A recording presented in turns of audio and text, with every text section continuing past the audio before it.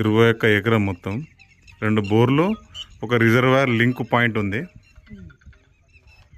మొత్తం 21 ఎకరం. మనకు రిజర్వాయర్ పక్కనే, ఆ రిజర్వాయర్ కూడా కనబడుతుంది చూడండి, అది రిజర్వాయర్. అది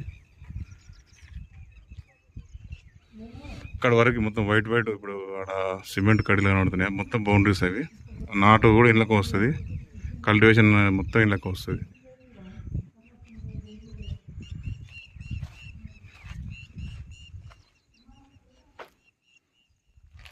ఇది ఫామ్ హౌస్. ఇది